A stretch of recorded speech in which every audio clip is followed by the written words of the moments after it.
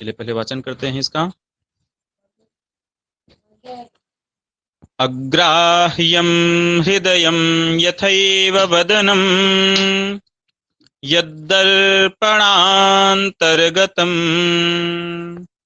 भावः पर्वतसूक्ष्ममार्गविषमः स्त्रीणां न विज्ञायते।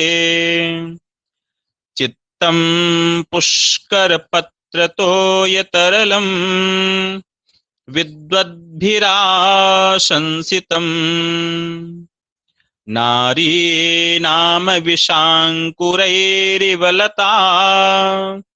दोषैः समं वर्धिता। अब इस श्लोक के द्वारा भर्तृहरि जी नारियों के बारे में कुछ बातें बताते हैं। अब यह कितना सही है यह तो ईश्वर ही जाने अथवा भर्तृहरि जी जाने, लेकिन फिर भी हम इसके अर्थ को देखते हैं। तो देखिए, न विज्ञायते, नहीं जाना जाता है। क्या नहीं जाना जाता है? हृदयम, हृदय को नहीं जाना जाता है। किसके हृदय को? स्त्रीणाम हृदयम, जो स्त्रियों का हृदय है उसको नहीं जाना जा सकता है। उनके हृदय में क्या है इसको जानना बहुत कठिन है। कैसे? तो बताते हैं। यथा दर्पणांतर्गतम वदनम अग्राह्यम, जैसे दर्पण में होने वाला जो हमारा मुख है, दर्पण में हमारे मुख की जो परछाई दिखती है वह जैसे अग्राह्य है। ठीक है? तो जैसे दर्पणांतर्गतम वदनम, जैसे दर्पण में होने वाला, शीशे में होने वाला जो हमारा प्रतिबिंब है, उस प्रतिबिंब में जो वदन है, हमारा मुख है, उस मुख को हम नहीं पकड़ सकते हैं। उसी प्रकार स्त्रीणाम हृदयम अग्राह्यम, जो स्त्रियों का हृदय है उसको भी हम नहीं पकड़ सकते हैं, अर्थात स्त्रियों के हृदय को नहीं जान सकते हैं। और क्या स्त्रियों का है कि हम नहीं जान सकते हैं? न विज्ञायते, यहाँ पर जो हृदयम है वह अग्राह्यम के साथ अन्वय होगा। अब न विज्ञायते क्या नहीं जाना जा सकता है? भावः, केशाम भाव, स्त्रीणाम भाव, स्त्रियों का भाव नहीं जाना जा सकता है। भाव अर्थात जो आंतरिक उनका मनोरथ है, जो उनके अंदर मनोरथ, जो मानसिक प्रक्रिया चल रही है, उनके मन में जो चल रहा है उसको भी नहीं जाना जा सकता। कैसे नहीं जाना जा सकता? पर्वत सूक्ष्म मार्ग विषमः, पर्वत में जो पतली पतली पगडंडियां हैं, जो सूक्ष्म मार्ग हैं, वह मार्ग क्या है? विषम है, भयंकर है।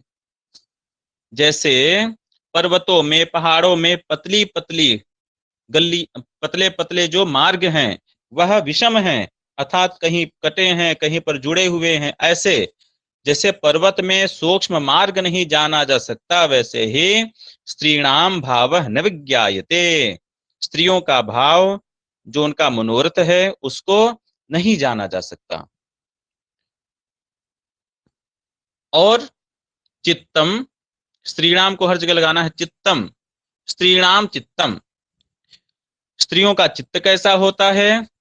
तो स्त्रियों के चित्त के बारे में विद्वद्भिः आशंसितम, विद्वानों ने आशंसित किया है, विद्वानों के द्वारा कहा गया है। क्या कहा गया है? पुष्कर पत्र तोय तरलम, पुष्कर अर्थात कमल का पत्र, पत्ता, उस पत्र पर पड़ा हुआ जो तोय, तोय अर्थात जल की बूंद, जैसे कमल के पत्ते पर पड़ा हुआ जल का बूंद, उस जल, वह जल का बूंद जैसे चंचल होता है, बिल्कुल भी नहीं टिकता है, वैसे ही स्त्रीणाम चित्तम, स्त्रियों का जो चित्त है वह भी तरलम विद्वद्भिराशंसितम, चंचल विद्वानों के द्वारा कहा गया है। नारी नाम विशांकुरैरिवलता दोषैः समम वर्जिता, जो नारी है वह नारी नाम, वह नारी जो है विशांकुरैरिवलता, विष है अंकुर में जिसके, जिसका अंकुर ही विष से युक्त है, उस विष से युक्त अंकुर की लता कैसी होगी? वह भी विष से युक्त होगी। विष विष से युक्त जो अंकुर है, उस अंकुर से जो लता होगी, वह लता दोषैः समम वर्धिता, दोष के साथ ही वर्धित, अर्थात उसकी लता भी विष के साथ साथ ही बढ़ेगी। वैसे ही नारी दोषैः समम वर्धिता, नारी दोष के साथ ही बढ़ती हुई आती है, वह विषैले अंकुरों के साथ बढ़ती हुई लता के समान है। ठीक, यहां पर शार्दूल विकृतम छंद है, उसका अर्थ हमने देखा है। चलिए अगले पद्य को हम देखते हैं।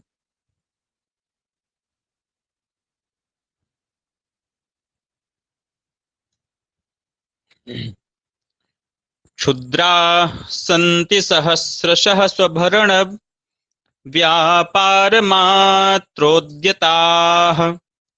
स्वार्थो यस्य परार्थ एव सुपमा नेकः सतामग्रणीः, दुष्पूरोदय पूर्णाय पिबति स्रोतः पतिं वाडवो, जीमूतस्तु निदाग संभृत जगत् संताप विच्छित्तये। सहस्रशः क्षुद्राः सन्ति, हजारों क्षुद्र हैं, हजारों क्षुद्र प्राणी हैं। कैसे प्राणी हैं? हजारों क्षुद्र प्राणी है। किसी को क्षुद्र क्यों कहा जा रहा है, नीच क्यों कहा जा रहा है? तो बता रहे हैं, स्वभरण व्यापार मात्रोद्यता, जो अपने भरण मात्र के लिए व्यापार करने वाले हैं, अपने भरण पोषण के लिए, अपने खाने पीने के लिए ही जो व्यापार करने वाले हैं, जो कार्य करने वाले हैं। ठीक, तो स्वभरण व्यापार मात्रोद्यता, अपने भरण पोषण के ही व्यापार मात्र में जो उद्यत रहने वाले हैं, अन्य कार्य करने वाले नहीं है। ऐसे क्षुद्राः सहस्रशः सन्ति, ऐसे क्षुद्र मनुष्य हजारों हैं। और स्वार्थो यस्य परार्थ एव सुपुमानेकः सताम गृणीः, स्वार्थः एव यस्य परार्थः। ठीक, परार्थः एव यस्य स्वार्थः, ऐसे अन्वय लगाइए। परार्थः एव यस्य स्वार्थः, दूसरों का अर्थ ही जिनका स्वार्थ है, अर्थात दूसरों का कार्य करना ही जिनका स्वयं का कार्य है, दूसरों का हित करना ही जिनका स्वयं का हित है, जो दूसरों को कार्य करने को ही अपना कार्य समझते हैं, दूसरों के हित को ही अपना हित समझते हैं, ऐसे सह पुमान एकः सताम अग्रणीः, सह एकः पुमान सताम अग्रणीः, वह एक ही पुरुष सज्जनों में अग्रगण्य कहलाता है। यस्य परार्थः एव स्वार्थः, जिसका परार्थ ही स्वार्थ है, परायों का हित ही अपना हित जो समझता है, ऐसा सह एकः, वही एक पुमान पुरुष जो है, सताम अग्रणीः, वह सज्जनों में अग्रणी है, सज्जनों में अग्रगण्य है। अब उदाहरण देते हैं क्षुद्र और सज्जनों में अग्रणी का। तो कहते हैं वाडवह, जो वाडवानल है, बड़वानल है, जो समुद्र में होता है, बड़वानल क्या करता है?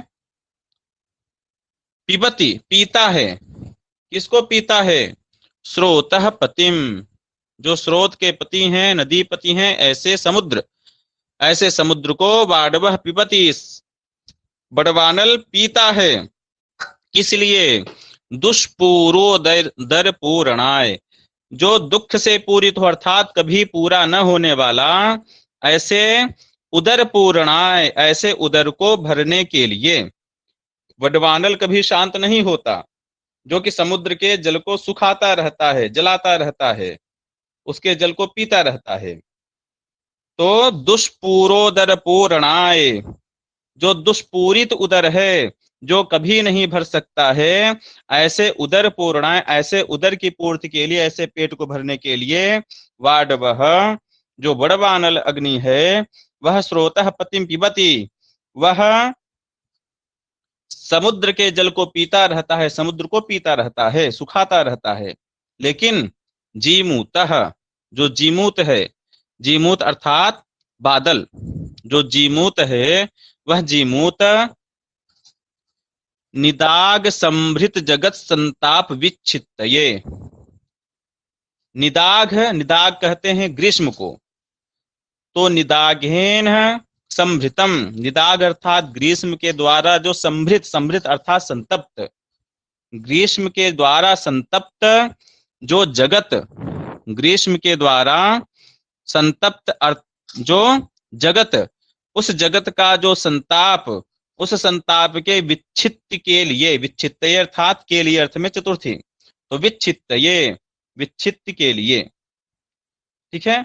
तो निदाग संभृत जगत अर्थात जो ग्रीष्म है, उस ग्रीष्म से संतप्त, ग्रीष्म के कष्ट से, जो कष्ट से युक्त हैं, ऐसे जगत के संताप को नष्ट करने के लिए, ऐसे संसार की गर्मी को कम करने के लिए, जीमूतः, जो जीमूत है वह स्रोतः पतिम पिबती, वह समुद्र के जल को लेता है। एक वडवानल है जो अपने न पूर्ण होने वाले उदर की पूर्ति के लिए समुद्र को पीता है, समुद्र के जल को लेता है। और एक मेघ है जो कि गर्मी से संतप्त जगत को, जगत के ताप को शांत करने के लिए समुद्र के जल को लेता है। दोनों में क्या अंतर है? एक तुच्छ है, क्षुद्र है, और दूसरा उत्तम श्रेणी का प्राणी है। ठीक है, तो इसलिए यहाँ पर दो उदाहरण के द्वारा दो बातों को बताया गया। और आज का पाठ इतना ही। यदि कोई प्रश्न किसी का हो तो भी पूछ सकते हैं।